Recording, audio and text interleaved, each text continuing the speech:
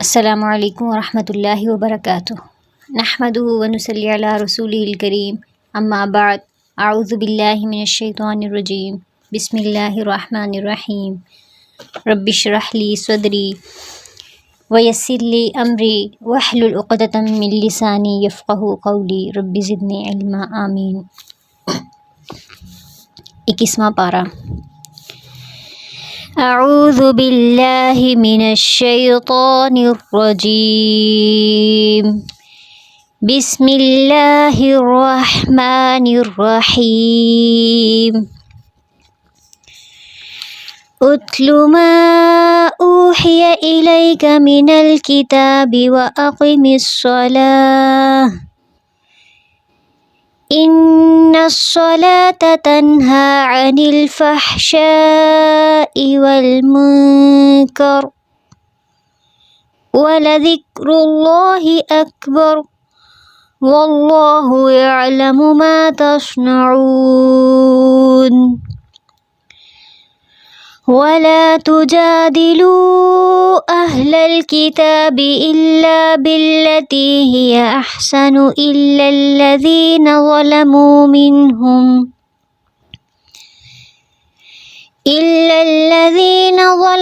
منهم وقولوا آمنا بالذي أنزل إلينا وأنزل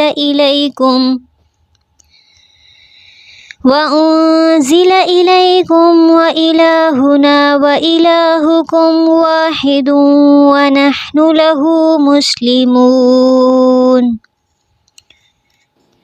شروع اللہ کے نام سے جو بڑا مہربان نہایت رحم کرنے والا ہے۔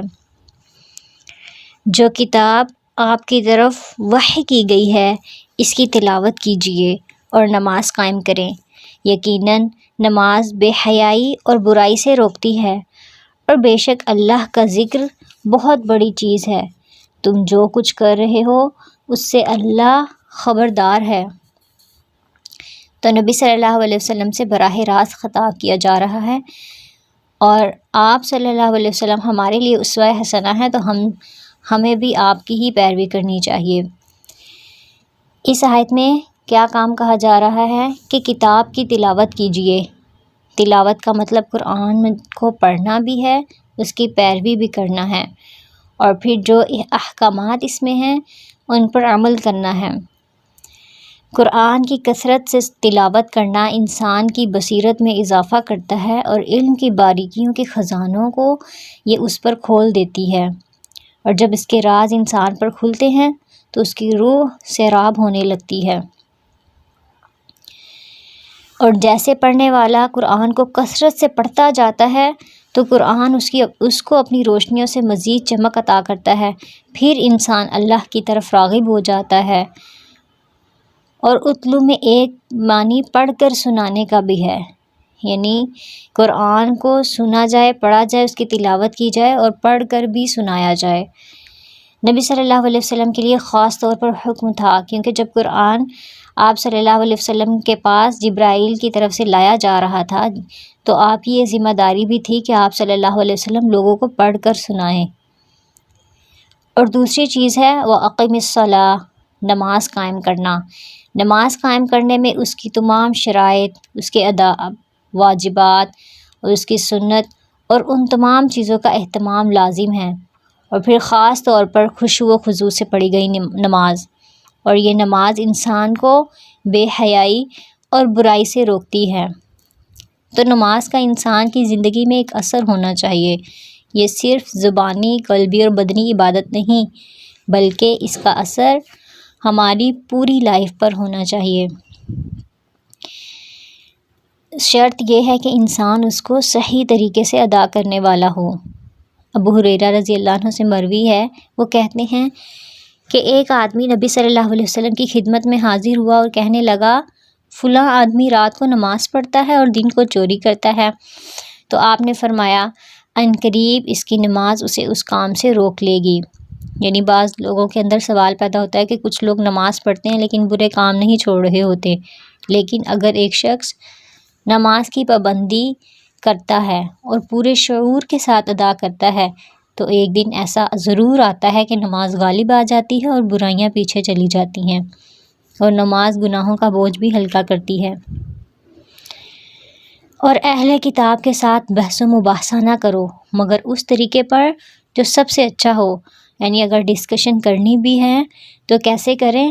بہترین طریقے پر، مگر ان کے ساتھ جو ان میں ظالم ہیں، یعنی جو ظالم ہیں ان سے سختی سے بات کر سکتے، یعنی آرگیومنٹ جو ہے وہ لا سکتے ہو، ورنہ جو ہے تسلی سے بات کی جائیے۔ اور صاف اعلان کر دو کہ ہمارا تو اس کتاب پر بھی ایمان ہے جو ہم پر اتاری گئی ہے، اور اس پر بھی ہے جو تم پر اتاری گئی۔ ہمارا تمہارا معبود ایک ہی ہے، ہم سب اسی کے فرما بردار ہیں۔ یہاں بڑی حکمت کی بات سکھائی گئی کہ اہل کتاب سے جب بھی واسطہ ہو اور اسلام کے ٹاپک پر بات ہو تو اس وقت کامن گراؤنڈز پر بات کرنی چاہیے کہ جب ہمارا رب ایک ہے، ہمارا دین ایک ہے، ہم ان ساری کتابوں پر ایمان لاتے ہیں، تو آپس میں جھگڑنے کی ضرورت نہیں، بلکہ ان کو صرف اور صرف اب نبی صلی اللہ علیہ وسلم کی رسالت کو مان لینے کی ضرورت ہے۔ اور ہم نے اسی طرح آپ کی طرف اپنی کتاب نازل فرمائی، پس جنہیں ہم نے کتاب دی ہے وہ اس پر ایمان لاتے ہیں، اور ان مشرکین میں سے بعض اس پر ایمان رکھتے ہیں اور ہماری آیتوں کا انکار صرف کافر ہی کرتے ہیں۔ اس سے پہلے تو آپ کوئی کتاب پڑھتے نہ تھے اور نہ کسی کتاب کو اپنے ہاتھ سے لکھتے تھے کہ یہ باطل پرست لوگ شک و شبہ میں پڑھتے ہیں، یعنی یہ لوگ اتنے اعتراضات کرتے تھے، تو ان کے اعتراض کا ایک جواب یہ بھی دیا جا رہا ہے کہ قرآن اترنے سے پہلے تو آپ ایسا کچھ نہیں کرتے تھے۔ بل هو آیات بینات فی صدور الذین اوتوا العلم وما یجحد بآیاتنا الا الظالمون، بلکہ یہ قرآن تو روشن آیتیں ہیں جو اہل علم کے سینوں میں محفوظ ہیں، اور ہماری آیتوں کا منکر سوائے ظالموں کے کوئی اور نہیں۔ تو قرآن کی جگہ کہاں بتائی گئی ہے؟ سینہ، یعنی جس کے سینے میں قرآن ہوتا ہے وہ صاحب علم ہوتا ہے۔ اس لیے ہم میں سے ہر ایک کو اس بات کی حرص اور کوشش رکھنی چاہیے کہ ہم قرآن کو یاد بھی رکھیں، یعنی قرآن کو اپنے سینے میں محفوظ کریں۔ جتنا ہمیں حفظ ہے اسی کو کافی نہ سمجھیں بلکہ اس سے آگے بھی بڑھیں۔ اس امت کو قرآن کا حفظ ادا کیا گیا، جبکہ ان سے پہلے لوگ صرف اپنی کتاب کو دیکھ کر ہی پڑھ سکتے تھے، یعنی تورات کے حافظ اور انجیل کے حافظ نہیں اتنے زیادہ ملیں گے، حافظ آپ کو قرآن کے ہی ملیں گے، اور یہ اس امت پر بہت بڑا انعام ہے۔ تو جب وہ اس کو پڑھ کر بند کرتے تو جو کچھ اس میں حفظ ہوتا تھا وہ حفظ نہ کر سکتے تھے سوائے انبیاء کے، اور جیسے زبور تھی وہ داؤد علیہ السلام کو حفظ تھی، اور وہ اپنے کام کاج کے دوران زبانی پڑھ لیا کرتے تھے۔ اور حافظ قرآن کی بڑی شان ہے، وہ معزز فرشتوں کے ساتھ ہوگا۔ اس شخص کی مثال جو قرآن پڑھتا ہے اور وہ اس کا حافظ بھی ہے، وہ ان فرشتوں کے ساتھ ہے جو لکھنے والے ہیں، یعنی کرامن کاتبین، اور وہ شخص جو قرآن بار بار پڑھتا ہے لیکن اس کے لیے دشواری ہوتی ہے، اس کے لیے دوہرا اجر ہے۔ اور قیامت کے دن باعمل حافظ قرآن کے والدین کو بھی بڑا اعزاز دیا جائے گا۔ رسول اللہ صلی اللہ علیہ وسلم نے فرمایا کہ جس نے قرآن پڑھا، سیکھا، اس پر عمل کیا تو اس کے والدین کو قیامت کے دن نور کا ایسا تاج پہنایا جائے گا جس کی روشنی سورج کی روشنی کی طرح ہوگی۔ اس کے والدین کو ایسے ریشمی حلے پہنائے جائیں گے کہ پوری دنیا بھی ان دو حلوں کی قیمت کے برابر نہ ہوگی۔ وہ کہیں گے کہ یہ ہمیں کیوں پہنایا گیا؟ کہا جائے گا تمہارے بچے کے قرآن حاصل کرنے کی وجہ سے۔ تو دیکھیں، اگر ڈگری ہوتی ہے، دنیاوی ڈگری لیتے وقت بھی والدین کو انوائٹ کیا جاتا ہے، اور پھر اس پر ماں باپ بھی جو ہے بڑا فخر کرتے ہیں کیونکہ وہ ان کے لیے ایک آنر ہوتا ہے۔ تو اسی طرح یہ ایسا دن ہوگا، ایسی شان و شوکت ہوگی کہ حافظ قرآن کو بہت کچھ دیا جائے گا بلکہ اس کے والدین کو بھی بہت زیادہ دیا جائے گا۔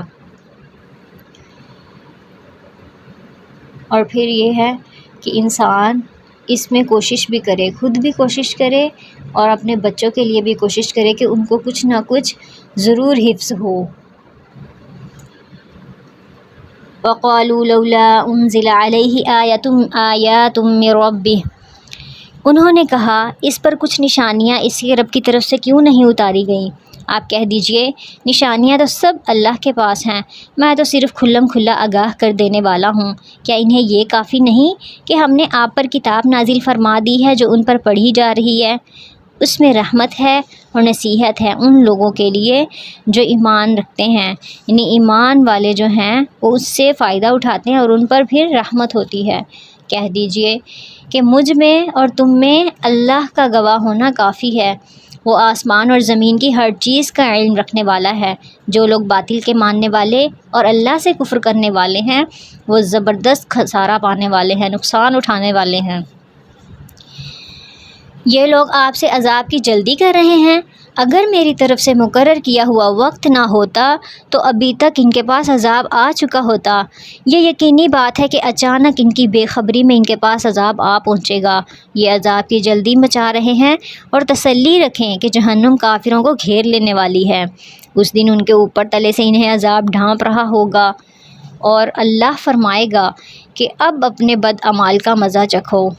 اے میرے بندو جو ایمان لائے ہو، میری زمین بہت کشادہ ہے تو تم میری ہی عبادت کرو۔ ہر جاندار موت مزہ چکھنے والی ہے، ہر جاندار موت کا مزہ چکھنے والا ہے اور تم سب ہماری ہی طرف لٹائے جاؤ گے۔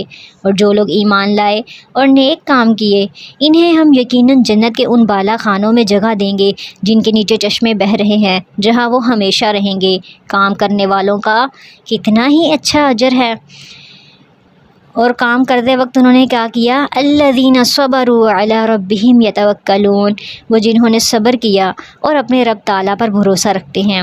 اور بہت سے جاندار یا جانور ایسے ہیں جو اپنی روزی اٹھائے نہیں پھرتے، ان سب کو اور تمہیں بھی اللہ ہی روزی دیتا ہے اور وہ بڑا سننے والا، خوب جاننے والا ہے۔ اور اگر آپ ان سے یہ پوچھیں کہ زمین اور آسمان کا خالق اور سورج اور چاند کو کام میں لگانے والا کون ہے تو ان کا جواب یہی ہوگا کہ اللہ۔ تو پھر یہ کہاں الٹے پھرے جا رہے ہیں؟ اللہ اپنے بندوں میں سے جسے چاہے روزی کشادہ کر دیتا ہے اور جس کے لیے چاہے تنگ کر دیتا ہے۔ یقیناً اللہ ہر چیز کا جاننے والا ہے۔ اور اگر آپ ان سے سوال کریں کہ آسمان سے پانی اتار کر زمین کو اس کی موت کے بعد زندہ کس نے کیا تو یقیناً ان کا جواب یہی ہوگا کہ اللہ نے۔ آپ انہیں کہہ دیجئے الحمدللہ، تمام تعریف اللہ کے لیے ہے، بلکہ اکثر لوگ عقل نہیں رکھتے۔ یعنی کہ ان چیزوں کی ساری بات مان رہے ہیں کہ یہ ساری چیزیں جو ہیں وہ اللہ کی طرف سے ہیں، لیکن پھر بھی کیا کرتے ہیں؟ اپنی ہی من مانیاں کرتے ہیں۔ وَمَا هَٰذِهِ الْحَيَاةُ الدُّنْيَا إِلَّا لَهْوٌ وَلَعِبٌ وَإِنَّ الدَّارَ الْآخِرَةَ لَهِيَ الْحَيَوَانُ لَوْ كَانُوا يَعْلَمُونَ، اور دنیا کی یہ زندگی تو محض کھیل تماشا ہے، البتہ آخرت کے گھر کی زندگی ہی حقیقی زندگی ہے، کاش یہ لوگ جان سکتے۔ یعنی یہ سب کھیل تماشا ہے۔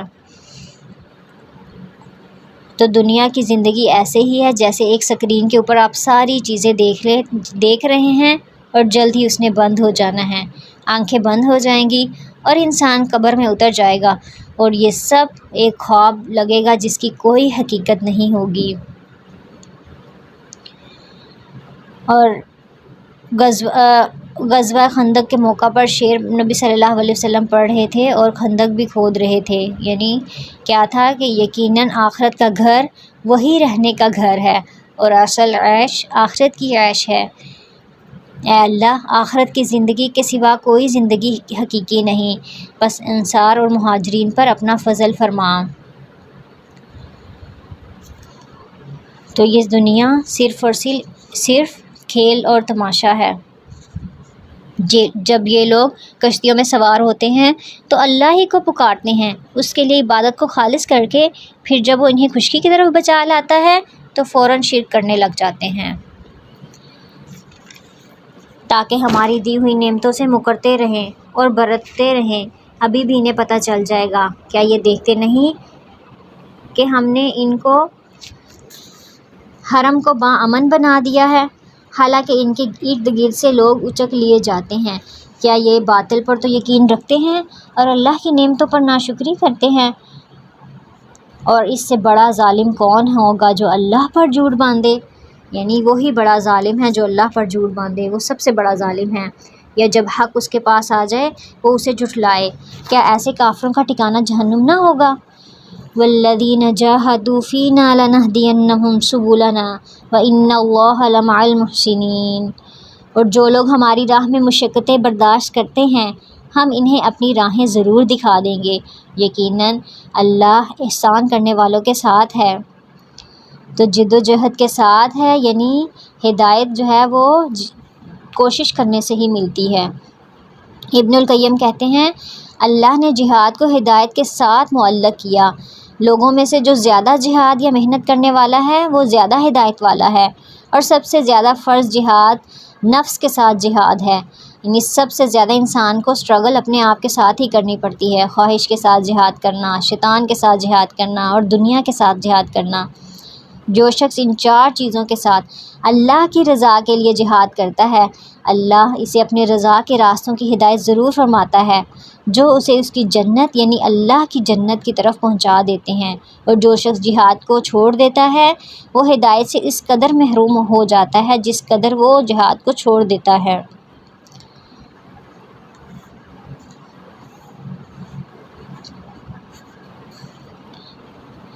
سورۃ الروم۔ بسم اللہ الرحمن الرحیم۔ الف لام میم۔ غلبت الروم فی ادنی الارض وهم من بعد غلبهم سیغلبون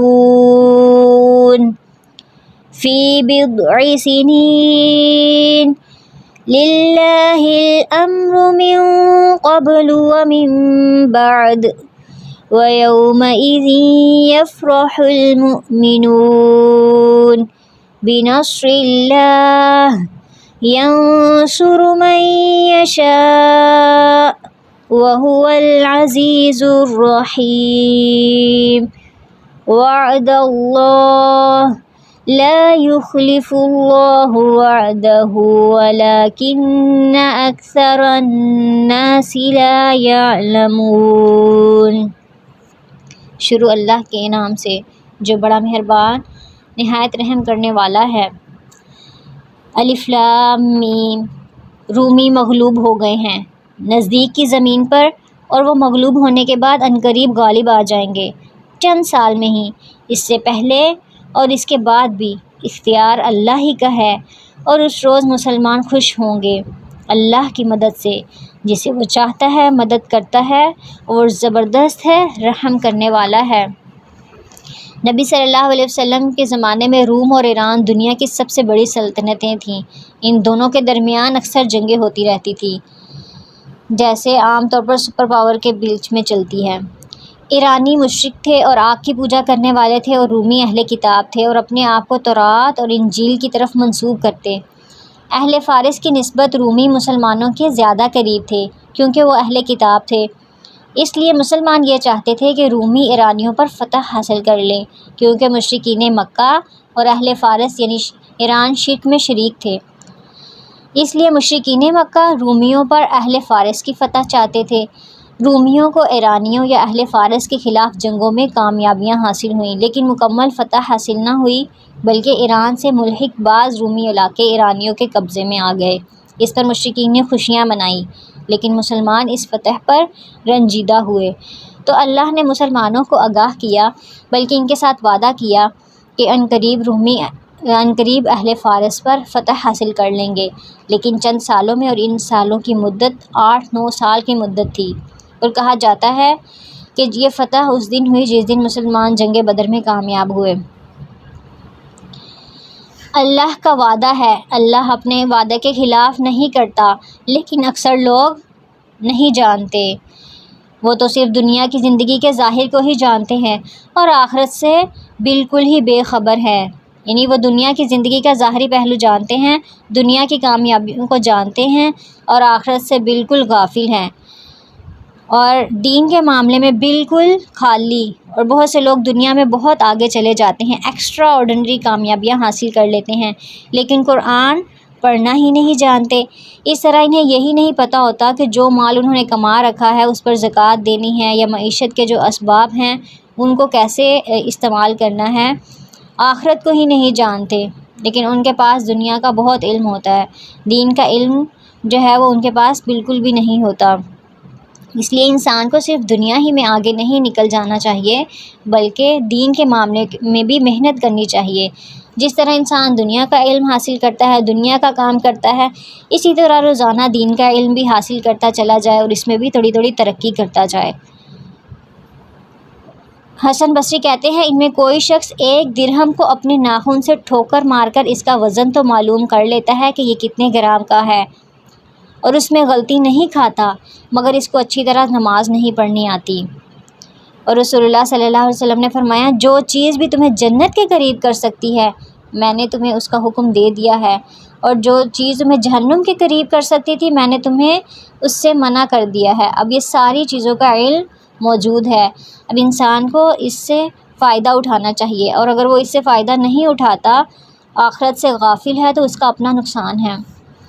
کیا ان لوگوں نے اپنے دل میں یہ غور نہیں کیا کہ اللہ تعالیٰ نے آسمانوں اور زمین اور ان کے درمیان جو کچھ ہے سب کو بہترین قرینے سے مقرر وقت تک کے لیے ہی پیدا کیا ہے؟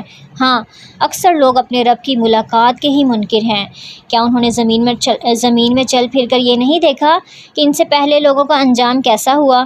وہ ان سے بہت زیادہ طاقتور تھے، اور انہوں نے بھی زمین میں بوئی جوتی تھی اور ان سے زیادہ آباد کی تھی، اور ان کے پاس ان کے رسول روشن دلائل لے کر آئے تھے۔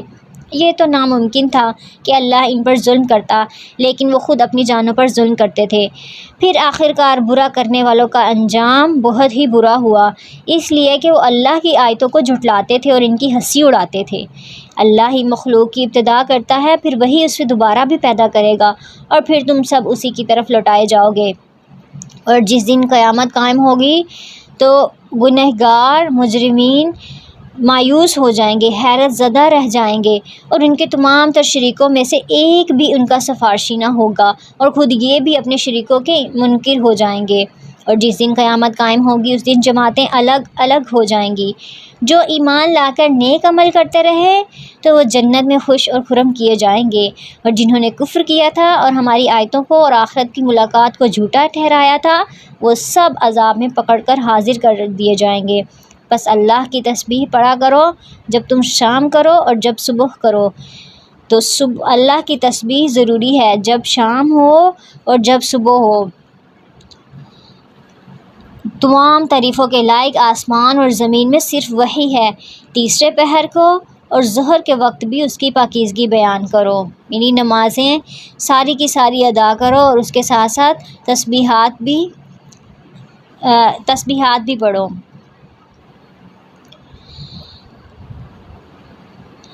یخرج الحی من المیت ویخرج المیت من الحی، وہی زندہ کو مردہ سے اور مردہ کو زندہ سے نکالتا ہے، اور وہی زمین کو اس کے موت کے بعد زندہ کرتا ہے، اسی طرح تم بھی نکالے جاؤ گے۔ یعنی تم اپنے سامنے تخلیق کے عمل کو دیکھتے ہو کہ کس طرح مختلف چیزیں پیدا ہوتی ہیں، اور ان کی پیدائش میں تمہارا کوئی ہاتھ نہیں ہوتا۔ تو اس سے یہ دلیل ملتی ہے کہ قیامت کے دن کے آنے کی، یعنی تم بھی اسی طرح ہی نکالے جاؤ گے کہ زمین مردہ تھی تو اس کو اللہ سبحانہ وتعالیٰ زندہ کر دیتے ہیں۔ تو اس لیے یقین رکھنا چاہیے، انسان کے ذہن میں کبھی شک آ جائے اسے شک نہیں کرنا چاہیے، بلکہ دلائل پر غور کرنا چاہیے۔ اور اس کی نشانیوں میں سے ہے کہ اس نے تمہیں مٹی سے پیدا کیا، اور پھر اب انسان بن کر چلتے پھرتے پھیل رہے ہو۔ یعنی آدم علیہ السلام کی تخلیق مٹی سے ہوئی تھی، اور ایک نشانی یہ ہے کہ اس نے تمہاری ہی جنس سے تمہاری بیویاں پیدا کیں، اور حوا علیہ السلام آدم علیہ السلام کی پسلی سے پیدا کی گئی تھی، اور اس کے بعد عورتیں بھی آدم ہی کی اولاد ہیں۔ اور اس کی نشانیوں میں سے ہے کہ تمہاری ہی جنس سے تمہاری بیویاں پیدا کی تاکہ تم ان سے سکون حاصل کرو۔ اس نے تمہارے درمیان محبت اور ہمدردی قائم کر دی۔ یقیناً غور و فکر کرنے والوں کے لیے اس میں بہت سی نشانیاں ہیں۔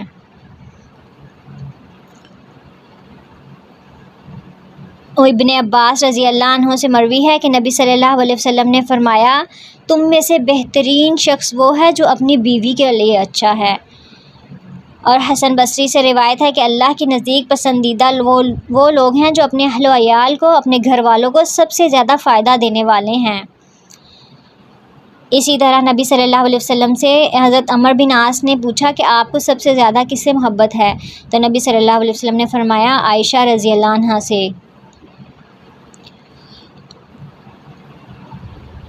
اور اس طرح جو عورت شوہر سے محبت کرتی ہے اس کی بھی فضیلت ہے۔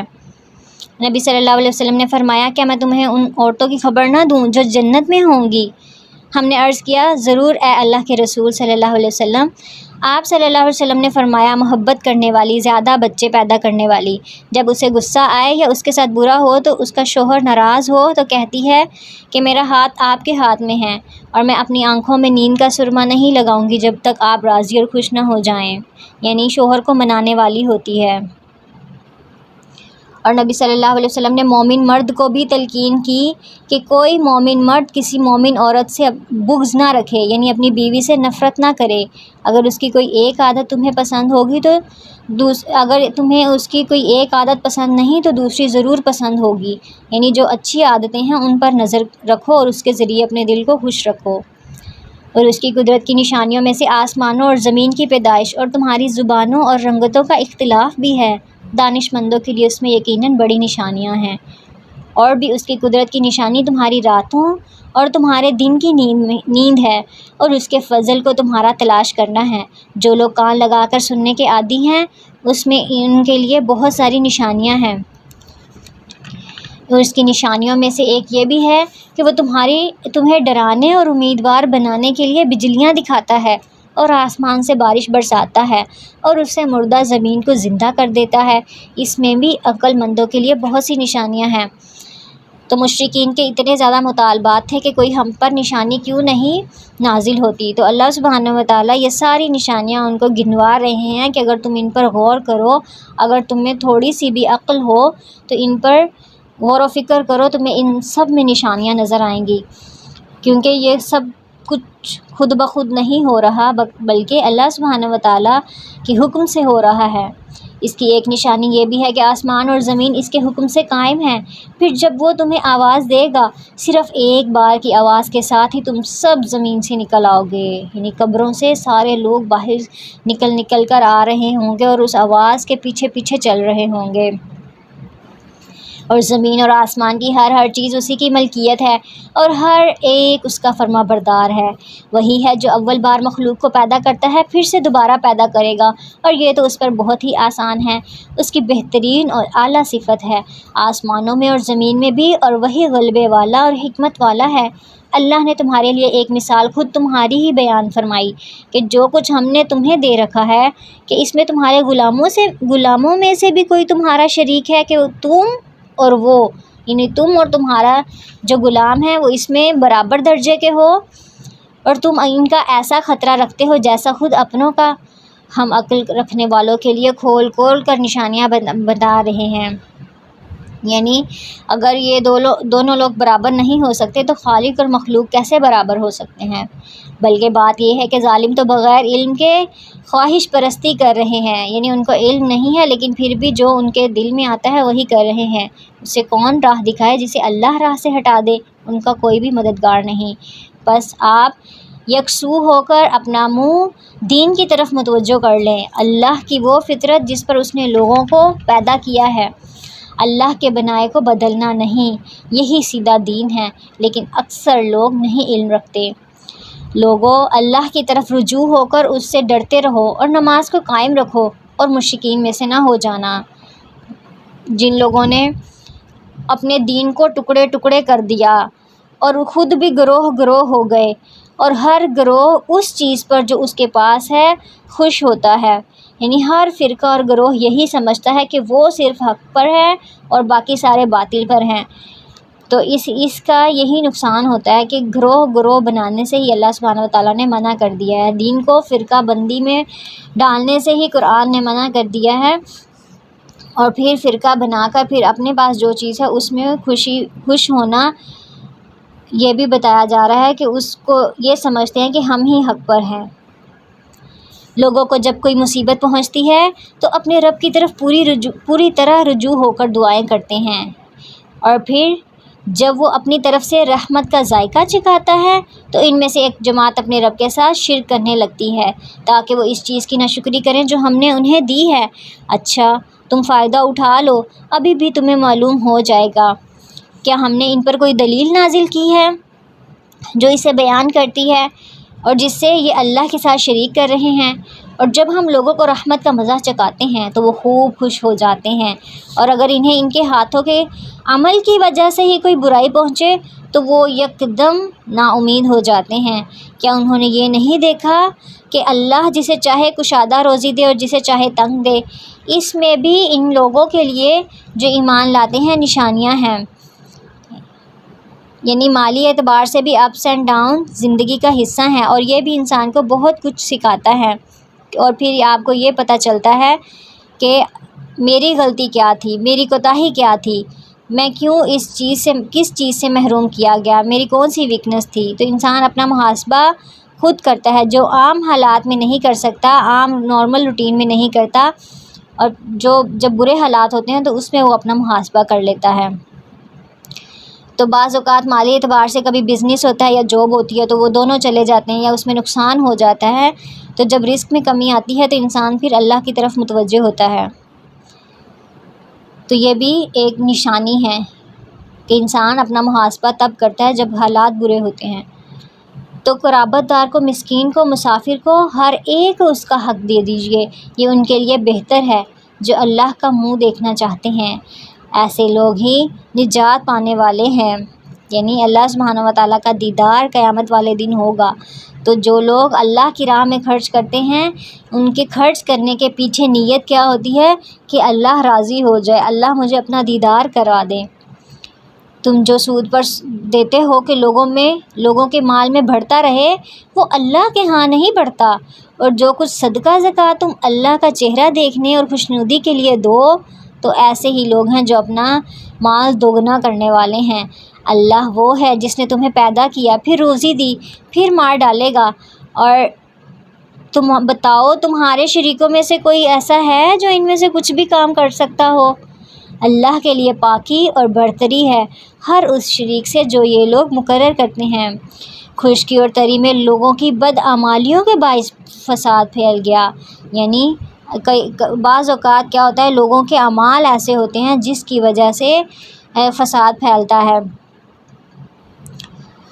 اور پھر انسان اپنی زیادتیوں کی وجہ سے ہی فضا میں اور ماحول میں خرابی پیدا کرتا ہے۔ حضرت عائشہ رضی اللہ عنہ نے ایک بات صفیہ رضی اللہ عنہ کے بارے میں کہی تو آپ صلی اللہ علیہ وسلم نے فرمایا کہ تم نے ایسا کلمہ کہا کہ سمندر میں ڈال کر گھلایا جائے تو سمندر کڑوا ہو جائے، یعنی اتنی شدید بات کہہ دی تم نے کہ تمہارا قد چھوٹا ہے۔ تو کتنے تبصرے کرتے ہیں، یعنی کسی پر چھوٹی سی بات کر دینا بھی ایسا بعض اوقات ہو جاتا ہے کہ وہ اتنا کڑوا جملہ ہوتا ہے کہ اس سے سمندر کے سمندر ہی کڑوے ہو جائیں۔ تو لوگوں پر تبصرے جو ہیں وہ ان کو حقیر سمجھتے ہوئے نہیں کرنے چاہیے، اور ایسی باتوں سے بھی پرہیز کرنا چاہیے، کیونکہ ان چیزوں سے ہی تو فساد پھیلتا ہے اور لڑائی جھگڑے ہوتے ہیں۔ اور پھر آپ بعض اوقات ہوتا ہے کسی کو کسی چیز کا طعنہ دیتے ہیں تو پھر طعنہ دینے سے کیا ہوتا ہے، وہ نفرت میں بدل جاتا ہے، اور پھر نفرت جو ہے وہ دشمنی تک بھی بعض اوقات چلے جاتی ہے، اور پھر وہ نفرت اتنی بڑھتی ہے کہ اس کا اثر نسلوں تک بھی جا پہنچتا ہے۔ اور فزیکلی بھی جب ریسورسز کا استعمال غلط ہوتا ہے تو فساد ہوتا ہے، یعنی اخلاق اور جو بیہیویئر ہیں وہ بھی تباہی لاتے ہیں، اور فزیکلی بھی جو ریسورسز کا غلط استعمال ہے وہ بھی زمین میں فساد کا باعث بنتا ہے۔ اس لیے ان کے بعض اعمال کا پھل اللہ چکھا دیتے ہیں کہ ممکن ہے کہ وہ باز آ جائیں، یعنی بعض اوقات تھوڑی بہت پکڑ ہو جاتی ہے تاکہ انسان سمجھے کہ یہ میری فلاں غلطی تھی اور وہ اس کو ٹھیک کر لے۔ زمین میں چل پھر کر دیکھو تو صحیح کہ اگلوں کا انجام کیا ہوا، جن میں اکثر لوگ مشرکین تھے۔ بس آپ اپنا رخ اس سچے اور سیدھے دین کی طرف ہی رکھیں، اس سے پہلے کہ وہ دن آ جائے جس کا ٹل جانا اللہ کی طرف سے ہے ہی نہیں، اس دن سب لوگ متفرق ہو جائیں گے، کفر کرنے والوں پر ان کے کفر کا وبال ہوگا اور نیک کام کرنے والے اپنی ہی آرام گاہ سنوار رہے ہوں گے تاکہ اللہ انہیں اپنے فضل سے جزا دے۔ جو ایمان لائے اور نیک اعمال کرے وہ کافروں کو دوست نہیں رکھتا۔ اللہ سبحانہ وتعالیٰ کافروں کو دوست نہیں رکھتا۔ اس کی نشانیوں میں سے خوشخبریاں دینے والی ہواؤں کو چلانا بھی ہے، اس لیے کہ تمہیں اپنی رحمت سے لطف اندوز کر دے۔ اور اس جب ٹھنڈی ٹھنڈی ہوا چل رہی ہوتی ہے، ابھی بارش آنے سے پہلے، تو سب انجوائے کر رہے ہوتے ہیں، تو یہ اللہ سبحانہ وتعالیٰ اپنی رحمت ہی عطا کرتے ہیں کہ سب لوگ انجوائے کر لیں۔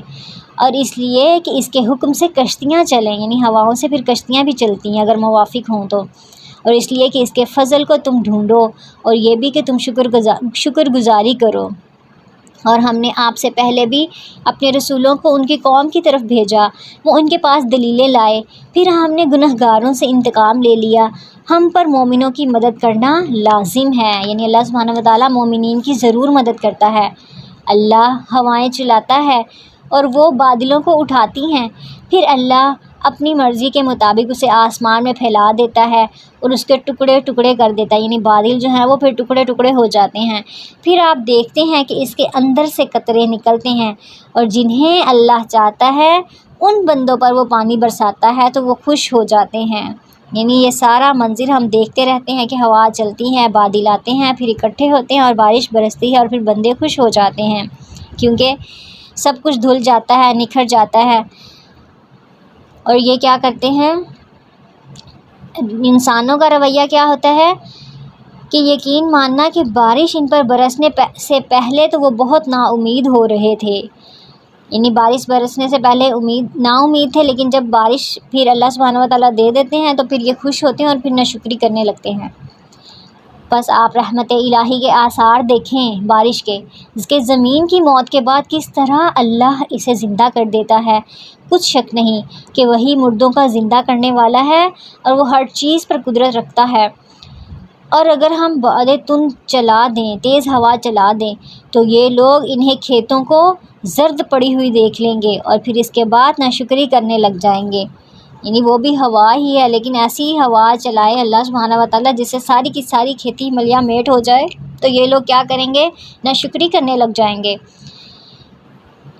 فَإِنَّكَ لَا تُسْمِعُ الْمَوْتَى وَلَا تُسْمِعُ الصُّمَّ الدُّعَاءَ إِذَا وَلَّوْا مُدْبِرِينَ۔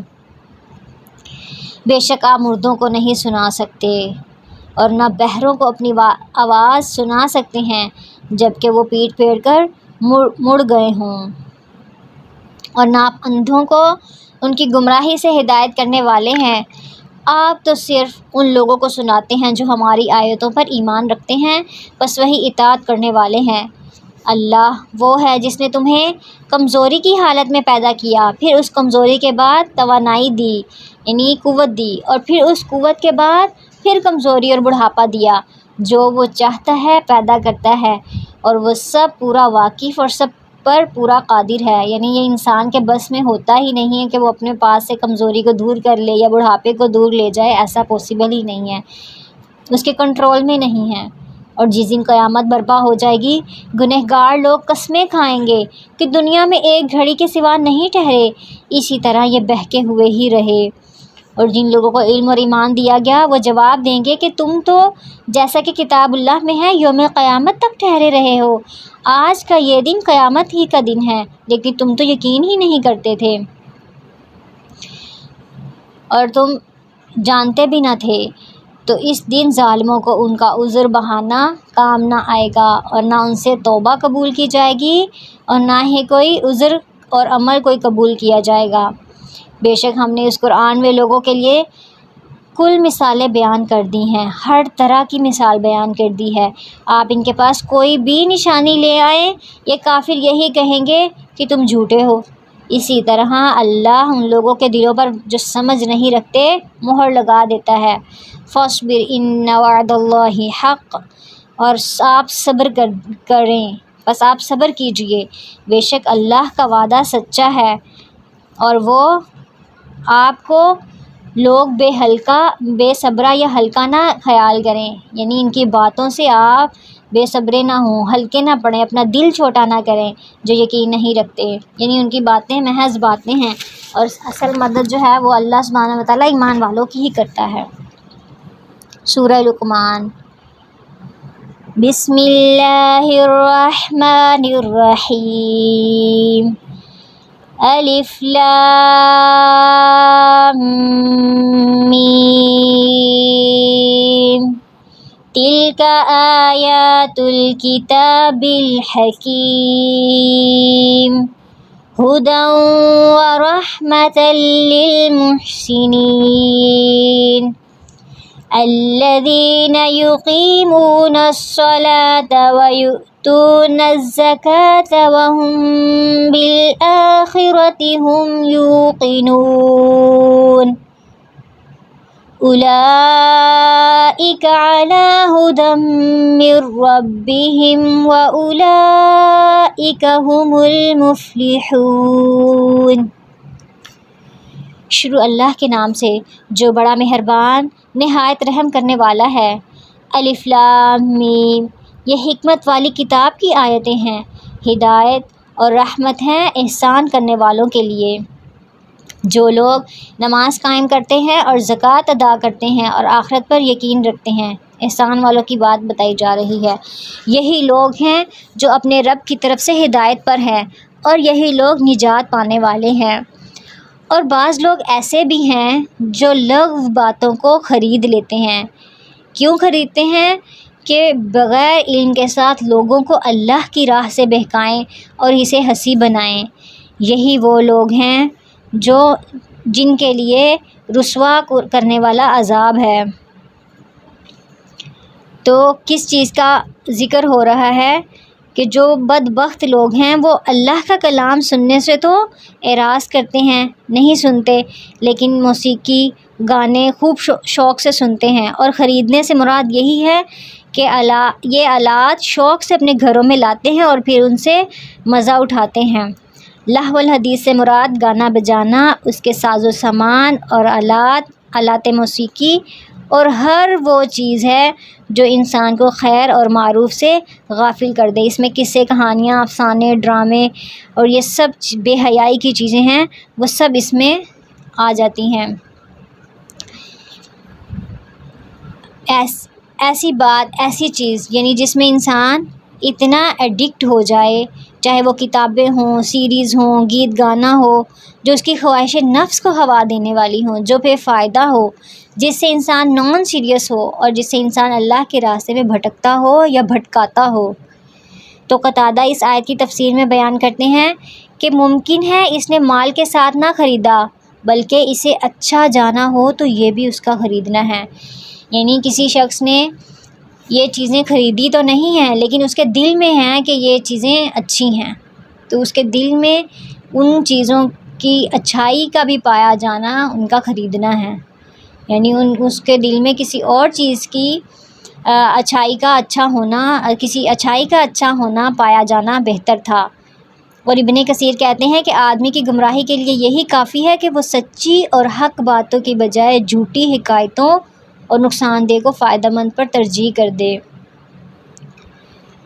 اور عبداللہ بن دینار کہتے ہیں کہ میں عبداللہ بن عمر کے ساتھ گیا، وہ ایک چھوٹی سی لڑکی کے پاس سے گزرے جو گا رہی تھی۔ اس پر ابن عمر نے کہا کہ شیطان اگر کسی کو چھوڑتا تو اسی کو چھوڑ دیتا، یعنی شیطان اپنا زور سب پر لگاتا ہے۔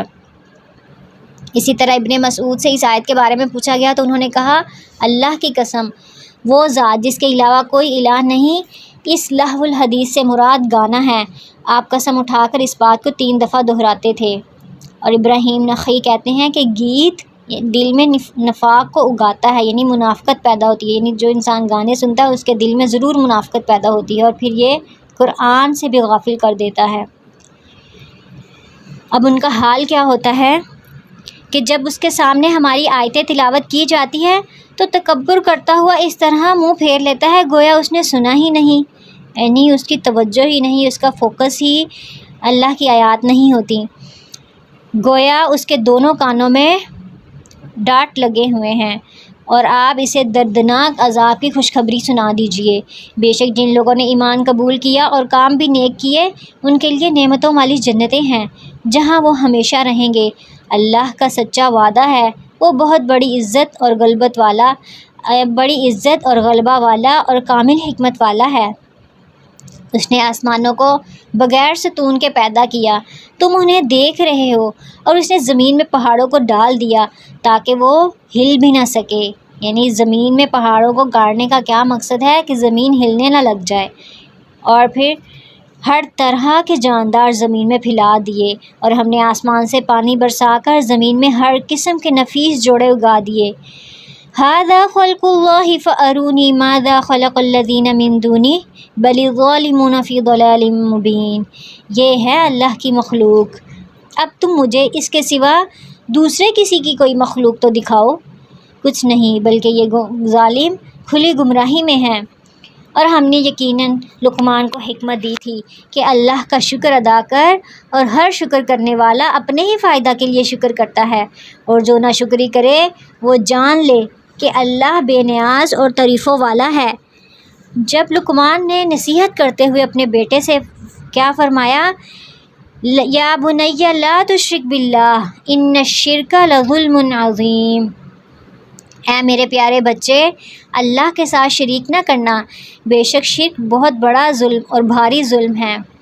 یہ آیات پیرنٹنگ سے تعلق رکھتی ہیں اور بہت ہی زبردست اس میں ٹپس ہیں جو کہ بچوں کی تربیت کے حوالے سے استعمال کرتے ہیں۔ تو لقمان اپنے بیٹے کو نصیحت کرتے ہوئے پیار سے بلاتے ہیں، یا بنیا، اے میرے چھوٹے بچے۔ اور پھر سب سے پہلی بات کیا انہوں نے کہی کہ اللہ کے ساتھ شریک نہ کرنا۔ تو سب سے پہلی مضبوط کرنے کی جو بچوں کے اندر ضرورت ہے وہ ان کا بہترین عقیدہ ہے۔ بچوں کے اندر صحیح ایمان پیدا کرنا اور صحیح عقیدہ پیدا کرنا بہت ضروری ہے۔ اور پھر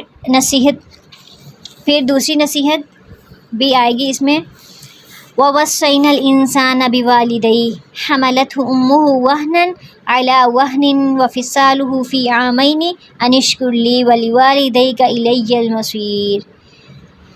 ہم نے انسان کو اس کے ماں باپ کے متعلق نصیحت کی۔ اس کی ماں نے دکھ پر دکھ اٹھا کر اسے حمل میں رکھا اور اس کی دودھ چھڑائی 2 برس میں ہے کہ تم میری اور اپنے ماں باپ کی شکر گزاری کرو، تم سب کو میری ہی طرف لوٹ کر آنا ہے۔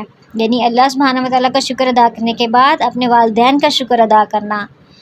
اور اگر وہ دونوں تجھ پر اس بات کا دباؤ ڈالیں کہ تو میرے ساتھ شریک کرے، یعنی اللہ کے ساتھ شریک کرے جس کا تجھے علم نہ ہو، تو ان کا کہنا نہ ماننا، ہاں دنیا میں ان کے ساتھ اچھی طرح بسر کرنا اور اس کی راہ چلنا جو میری طرف جھکا ہوا ہو۔ یعنی ایسے لوگوں کو فالو کرنا جو اللہ سبحانہ وتعالیٰ کی راہ پر چلتے ہوں، اور تمہارا سب کا لوٹنا میری ہی طرف ہے۔ تم جو کچھ کرتے ہو اس سے پھر میں تمہیں خبردار کروں گا۔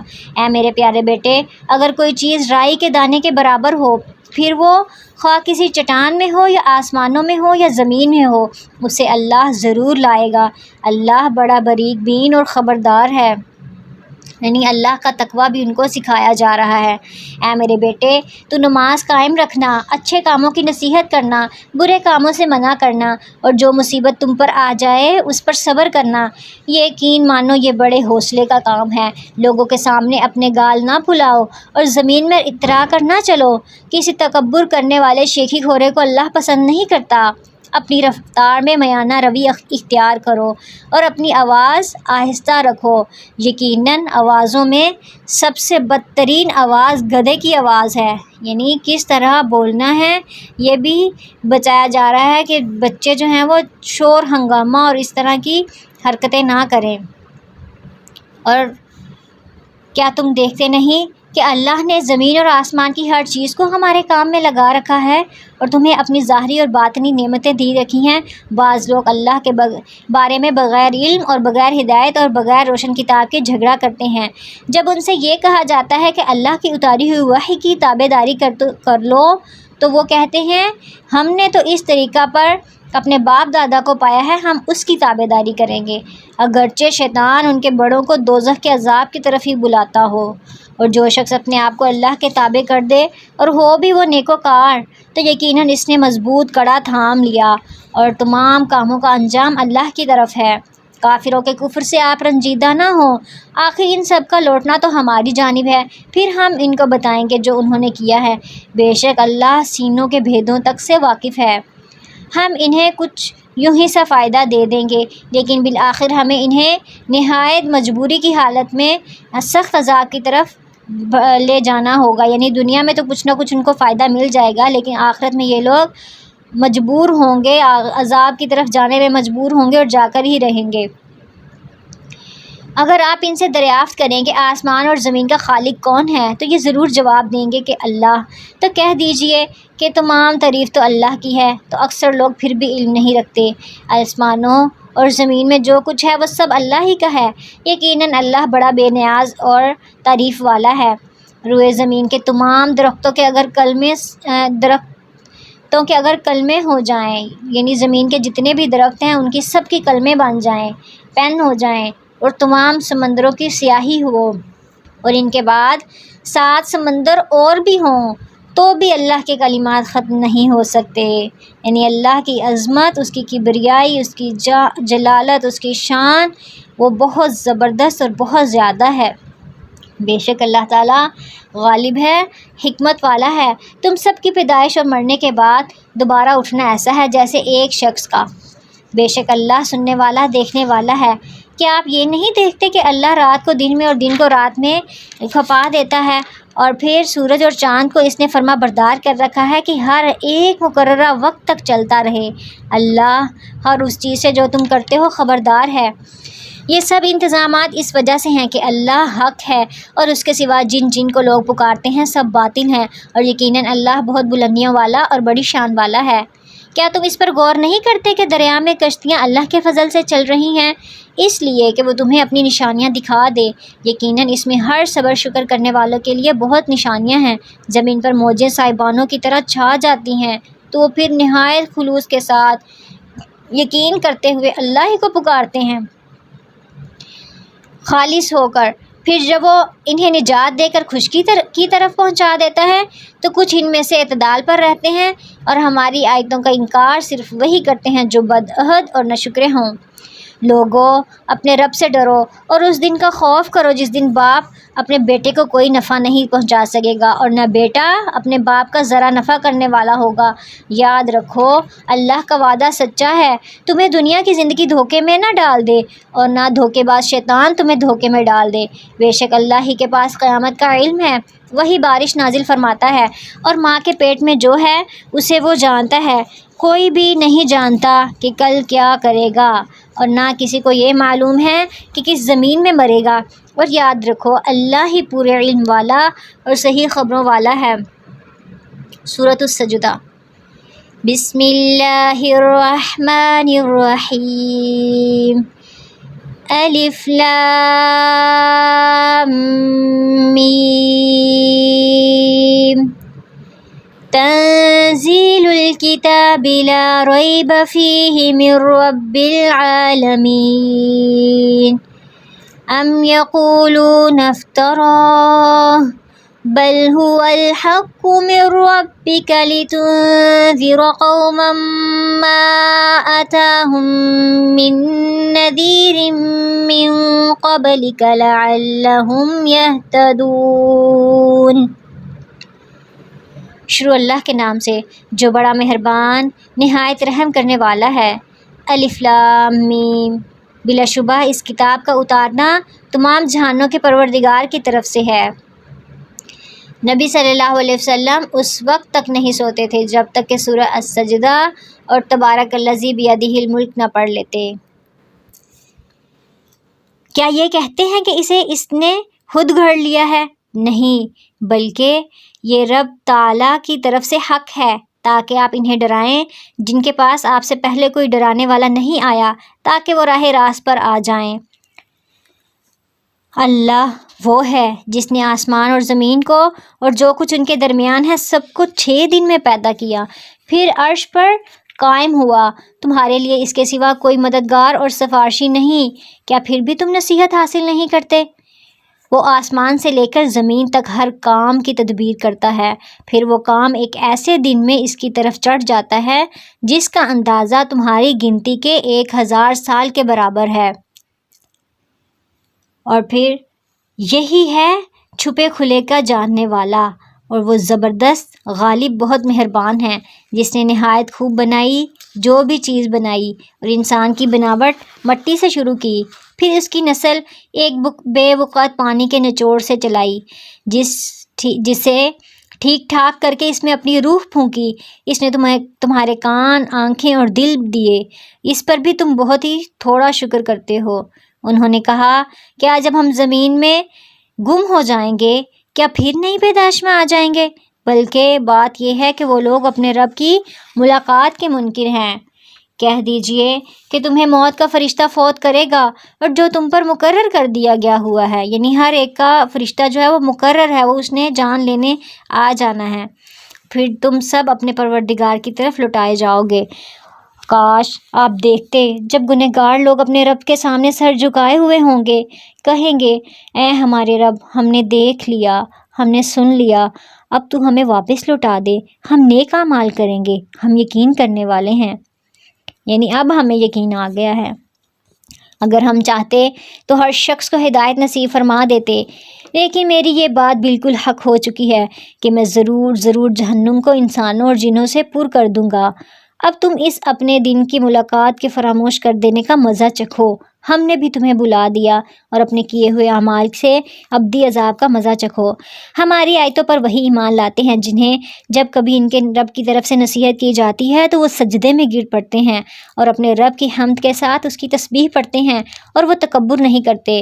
ان کی کروٹیں اپنے بستروں سے الگ رہتی ہیں، اپنے رب کو خوف اور امید کے ساتھ پکارتے ہیں، اور جو کچھ ہم نے انہیں دے رکھا ہے وہ خرچ کرتے ہیں۔ کوئی نفس نہیں جانتا جو کچھ ہم نے ان کی آنکھوں کی ٹھنڈک ان کے لیے پوشیدہ کر رکھی ہے، یعنی ان کے لیے بہترین اجر ہے، اور جو کچھ وہ کرتے ہیں یہ اس کا بدلہ ہے۔ کیا وہ جو مومن ہو اس کی مانند ہو سکتا ہے جو فاسق ہو؟ کیا یہ دونوں برابر ہو سکتے ہیں؟ لا یستوون، وہ برابر نہیں ہو سکتے۔ جن لوگوں نے ایمان قبول کیا اور نیک اعمال بھی کیے، ان کے لیے ہمیشگی والی جنتیں ہیں، اور مہمانداری ہے ان اعمال کے بدلے میں جو وہ کرتے تھے۔ لیکن جن لوگوں نے حکم عدولی کی ان کا ٹھکانہ دوزخ ہے، جب کبھی اس سے باہر نکلنا چاہیں گے اسی میں لوٹا دیے جائیں گے، اور کہہ دیا جائے گا کہ اپنے جھٹلانے کے بدلے آگ کا عذاب چکھو۔ بالیقین ہم انہیں قریب کے چھوٹے سے بعض عذاب اور اس سے بڑے عذاب کے سوا چکھائیں گے تاکہ وہ لوٹ آئیں۔ اس سے بڑھ کر ظالم کون ہے جسے اللہ کی آیتوں سے واعظ کیا گیا پھر بھی اس نے ان سے منہ پھیر لیا؟ یقین مانو کہ ہم بھی مجرمین سے انتقام لینے والے ہیں۔ بے شک ہم نے موسیٰ علیہ السلام کو کتاب دی، بس آپ کو ہرگز اس کی ملاقات میں شک نہ کرنا چاہیے، اور ہم نے اسے بنی اسرائیل کی ہدایت کا ذریعہ بنایا۔ اور جب ان لوگوں نے صبر کیا تو ہم نے ان میں ایسے پیشوا بنائے جو ہمارے حکم سے لوگوں کو ہدایت کرتے تھے، اور وہ ہماری آیتوں پر یقین رکھتے تھے۔ آپ کا رب ان سب کے درمیان ان تمام باتوں کا فیصلہ قیامت کے دن کرے گا جن میں وہ اختلاف کر رہے ہیں۔ کیا اس بات نے بھی انہیں ہدایت نہیں دی کہ ہم نے ان سے پہلے بہت سی امتوں کو ہلاک کر دیا کہ جن کے مکانوں میں یہ چل پھر رہے ہیں، اور اس میں تو بڑی بڑی نشانیاں ہیں؟ کیا پھر بھی یہ نہیں سنتے؟ کیا یہ نہیں دیکھتے کہ ہم نے پانی کو بنجر زمین کی طرف بہا کر لے جاتے ہیں، پھر اس سے ہم کھیتیاں نکالتے ہیں جس سے ان کے جانور یہ خود کھاتے ہیں؟ کیا پھر بھی یہ نہیں دیکھتے؟ اور یہ کہتے ہیں یہ فیصلہ کب ہوگا کہ اگر تم سچے ہو، یعنی قیامت کا؟ جواب دے دو کہ فیصلے والے دن ایمان لانا بے ایمانوں کو کچھ کام نہ آئے گا، اور نہ انہیں ڈھیل دی جائے گی۔ آپ ان کا خیال چھوڑ دیں، ان سے اعراض کریں، ان کو اگنور کریں اور منتظر رہیں، یہ بھی منتظر ہیں۔ سورۃ الاحزاب۔ بسم اللہ الرحمن الرحیم۔ یا ایہا النبی اتق اللہ ولا تطع الکافرین والمنافقین، ان اللہ کان علیما حکیما، واتبع ما یوحی الیک من ربک، ان اللہ کان بما تعملون خبیرا، وتوکل علی اللہ وکفی باللہ وکیلا۔ شروع اللہ کے نام سے جو بڑا مہربان نہایت رحم کرنے والا ہے۔ اے نبی، اللہ سے ڈرتے رہنا اور کافروں اور منافقوں کی باتوں میں نہ آ جانا۔ اللہ بڑے علم والا اور بڑی حکمت والا ہے۔ جو کچھ آپ کی جانب آپ کے رب کی طرف سے وحی کی جاتی ہے اس کی تابع داری کریں۔ یقین مانو اللہ تمہارے ہر ایک عمل سے باخبر ہے۔ آپ اللہ ہی پر توکل رکھیں، وہ کارسازی کے لیے کافی ہے۔ کسی آدمی کے سینے میں اللہ نے 2 دل نہیں رکھے، اور اپنی جن بیویوں کو تم ماں کہہ بیٹھتے ہو انہیں اللہ نے تمہاری مائیں نہیں بنایا، اور نہ تمہارے لیے لے پالک یعنی منہ بولے بیٹوں کو تمہارے سگے بیٹے بنایا ہے۔ یہ تو تمہارے منہ کی باتیں ہیں۔ اللہ حق بات فرماتا ہے اور وسیدی راہ سجاتا ہے۔ یعنی کوئی بچہ اڈاپٹ کیا جائے تو پھر کیا ہو، اس کے والدیت جو ہے وہ بدلنی نہیں چاہیے۔ نبی صلی اللہ علیہ وسلم نے فرمایا، جو شخص جانتے ہوئے اپنے باپ کے سوا کسی دوسرے کی طرف اپنے آپ کو منسوب کرے تو اس پر جنت حرام ہے۔ یعنی بغیر کسی بھی بچے کی جو والدیت ہے وہ بدلی نہیں جا سکتی۔ لے پالکوں کو ان کے حقیقی باپوں کی طرف نسبت کر کے بلاؤ، اور اللہ کے نزدیک پورا انصاف یہی ہے۔ پھر اگر تمہیں ان کے حقیقی باپوں کا علم ہی نہ ہو تو وہ تمہارے دینی بھائی اور دوست ہیں۔ تم سے بھول چوک میں جو کچھ ہو جائے اس پر کوئی گناہ نہیں، البتہ اس کا گناہ ہے جس کا تم ارادہ دل سے کرو۔ اللہ بڑا ہی بخشنے والا مہربان ہے۔ پیغمبر مومنوں پر خود ان سے بھی زیادہ حق رکھنے والے ہیں، اور پیغمبروں کی بیویاں مومنوں کی مائیں ہیں، اور رشتہ دار کتاب اللہ کی روح سے دوسرے مومن مہاجروں کے آپس میں زیادہ حقدار ہیں، مگر یہ کہ تم اپنے دوستوں کے ساتھ حسن سلوک کرنا چاہو۔ یہ حکم کتاب میں لکھا ہوا ہے۔ جبکہ ہم نے تمام انبیاء سے عہد لیا، اور بالخصوص آپ سے اور نوح سے اور ابراہیم سے اور موسیٰ سے اور عیسیٰ علیہم السلام، اور ہم نے ان سے پکا اور پختہ عہد لیا تاکہ اللہ سچوں سے ان کی سچائی کے بارے میں دریافت فرمائے، اور کافروں کے لیے ہم نے دردناک عذاب تیار کر رکھا ہے۔ اے ایمان والو، اللہ نے جو احسان تم پر کیا اسے یاد کرو جب تمہارے مقابلے کو فوجوں پر فوجیں آ گئیں۔ غزوہ خندق کی بات ہے۔ پھر ہم نے ان پر تند و تیز آندھی اور ایسے لشکر بھیجے جنہیں تم نے دیکھا ہی نہیں، اور جو کچھ تم کرتے ہو اللہ سب کچھ دیکھتا ہے۔ جبکہ دشمن تمہارے پاس اوپر سے اور نیچے سے چڑھ آئے، جبکہ آنکھیں پتھرا گئیں اور دل منہ کو آ گئے تھے، اور تم اللہ کی نسبت طرح طرح کے گمان کرنے لگے، یہاں مومن آزمائے گئے اور پوری طرح وہ جھنجھوڑ دیے گئے۔ اور اس وقت منافق اور وہ لوگ جن کے دلوں میں شک کا روگ تھا کہنے لگے، اللہ اور اس کے رسول نے ہم سے محض دھوکہ فریب کا ہی وعدہ کیا تھا۔ یعنی تھوڑی سی بھی مشکل آئی تو اللہ کے بارے میں بدگمانی کرنے لگے۔ انہی کی ایک جماعت نے ہانک لگائی، اے مدینہ والو تمہارے لیے ٹھکانہ نہیں، چلو لوٹ چلو۔ اور ان کی ایک جماعت یہ کہہ کر نبی صلی اللہ علیہ وسلم سے اجازت مانگنے لگی کہ ہمارے گھر غیر محفوظ ہیں، حالانکہ وہ کھلے ہوئے اور غیر محفوظ نہ تھے، لیکن ان کا پختہ ارادہ بھاگ کھڑے ہونے کا تھا۔ اور اگر مدینے کے اطراف سے ان پر لشکر داخل کیے جاتے، پھر ان سے فتنہ طلب کیا جاتا تو یہ ضرور اسے برپا کر دیتے اور نہ لڑتے مگر تھوڑی ہی دیر۔ اس سے پہلے انہوں نے اللہ سے عہد کیا تھا کہ پیٹھ نہ پھیریں گے، اور اللہ سے کیے ہوئے وعدہ کی باز پرس ضرور ہوگی۔ کہہ دیجئے، گو تم موت سے یا خوف قتل سے بھاگو تو یہ بھاگنا تمہیں کچھ بھی کام نہ آئے گا، اس وقت تم بہت کم فائدہ اٹھاؤ گے۔ پوچھئے کہ اگر اللہ تمہیں کوئی برائی پہنچانا چاہے یا کوئی فضل کرنا چاہے تو کون ہے جو تمہیں بچا سکے یا روک سکے؟ اپنے لیے سوائے اللہ کے نہ کوئی حمایتی پائیں گے نہ مددگار۔ اللہ تم میں سے انہیں بخوبی جانتا ہے جو دوسروں کو روکتے ہیں اور اپنے بھائی بندوں سے کہتے ہیں کہ ہمارے پاس چلے آؤ، اور کبھی ہی لڑائی میں آ جاتے ہیں۔ تمہاری مدد میں یہ پورے بخیل ہیں۔ منافقین کی بات ہو رہی ہے کہ وہ کیسے کیسے حربے استعمال کرتے تھے مسلمانوں کو تکلیف دینے کے، اور کس طرح وہ بھاگ جاتے تھے۔ پھر جب خوف و دہشت کا موقع آ جائے تو آپ انہیں دیکھیں گے کہ آپ کی طرف نظریں جما دیتے ہیں، اور ان کی آنکھیں اس طرح گھومتی ہیں جیسے اس شخص کی جس پر موت کی غشی طاری ہو۔ پھر جب خوف جاتا رہتا ہے تو تم پر اپنی تیز زبانوں سے بڑی باتیں بناتے ہیں، مال کے بڑے ہی حریص ہیں، یہ ایمان لائے ہی نہیں ہیں۔ اللہ نے ان کے تمام اعمال ضائع کر دیے، اور اللہ پر یہ بہت ہی آسان ہے۔ یہ سمجھتے ہیں کہ اب تک لشکر چلے نہیں گئے، اور اگر فوجیں آ جائیں تو تمنا کرتے ہیں کاش وہ صحرا میں بادیاں نشینیوں کے ساتھ ہوتے کہ تمہاری خبریں دریافت کیا کرتے، اور اگر وہ تم میں موجود بھی ہوتے تو نہ لڑتے مگر برائے نام۔ یقیناً تمہارے لیے اللہ کے رسول میں عمدہ نمونہ ہے اس شخص کے لیے جو اللہ کی اور قیامت کے دن کی توقع رکھتا ہے اور بکثرت اللہ کی یاد کرتا ہے۔ یعنی سب سے زیادہ چیز جو فالو کرنے کی ہے وہ نبی صلی اللہ علیہ وسلم کی ذات ہے۔ نبی صلی اللہ علیہ وسلم کی ذات اسوہ حسنہ ہے۔ جو بھی آپ صلی اللہ علیہ وسلم کے طریقے پر چلتا ہے تو اس کا کیا مطلب ہے کہ وہ بہترین رستے پہ چل رہا ہے۔ اور ایمانداروں نے جب کفار کے لشکروں کو دیکھا تو کہہ اٹھے کہ انہی کا وعدہ ہمیں اللہ اور رسول نے دیا تھا، اور اللہ اور اس کے رسول نے سچ فرمایا تھا، اور اس چیز نے ان کے ایمان میں اور فرما برداری میں اضافہ کر دیا۔ مومنوں میں ایسے لوگ بھی ہیں جنہوں نے جو عہد اللہ سے کیا تھا انہیں سچا کر دکھایا، بعض نے تو اپنا عہد پورا کر دیا اور بعض ابھی منتظر ہیں، اور انہوں نے کوئی تبدیلی نہیں کی تاکہ اللہ سچوں کو ان کی سچائی کا بدلہ دے، اور اگر چاہے تو منافقوں کو سزا دے یا ان کی توبہ قبول فرمائے۔ اللہ بہت بخشنے والا مہربان ہے۔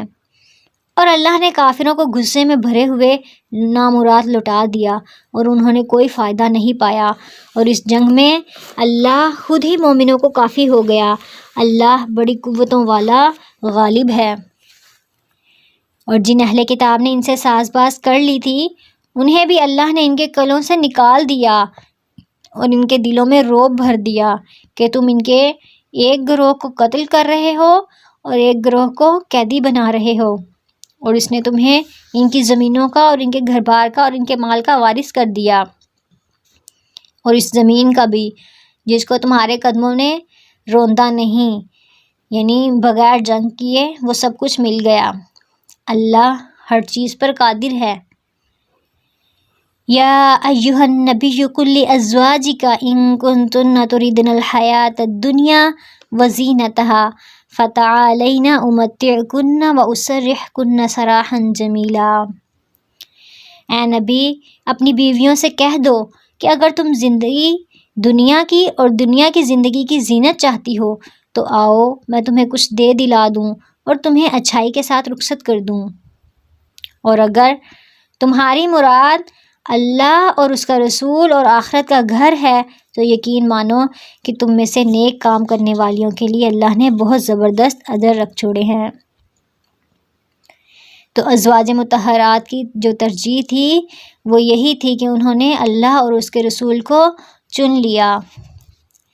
نبی صلی اللہ علیہ وسلم کی زوجہ عائشہ رضی اللہ عنہا کہتی ہیں کہ رسول اللہ صلی اللہ علیہ وسلم کو جب حکم ہوا کہ وہ اپنی بیویوں کو اختیار دیں تو سب سے پہلے آپ میرے پاس تشریف لائے اور فرمایا میں تم سے ایک معاملے کے متعلق کچھ کہنے آیا ہوں، اس معاملے میں جلد بازی نہ کرنا بلکہ اپنے والدین سے مشورہ کر کے جواب دینا۔ چنانچہ آپ نے فرمایا اللہ کا فرمان یہ ہے، یہ آیت پڑھ کر سنائی تو میں نے کہا اس معاملے میں اپنے والدین سے کیا مشورہ کروں گی، میں تو اللہ اور اس کے رسول صلی اللہ علیہ وسلم اور آخرت کے گھر کو چاہتی ہوں۔ اور پھر نبی صلی اللہ علیہ وسلم کی دوسری بیویوں نے بھی یہی جواب دیا جو میں نے دیا تھا۔ اے نبی کی بیویوں تم میں سے جو بھی کھلی بے حیائی کا ارتکاب کرے گی اسے دوہرا عذاب دیا جائے گا، اور اللہ کے نزدیک یہ بہت ہی آسان بات ہے، یعنی ان کے لیے اجر بھی زیادہ ہے اور پھر ان کے لیے عذاب بھی زیادہ ہے اگر وہ نافرمانی کریں۔ 21واں پارہ مکمل ہوا۔ سبحانک اللہم و بحمدک اشہد ان لا الہ الا انت استغفرک و اتوب الیک۔ آمین۔ السلام علیکم و رحمۃ اللہ۔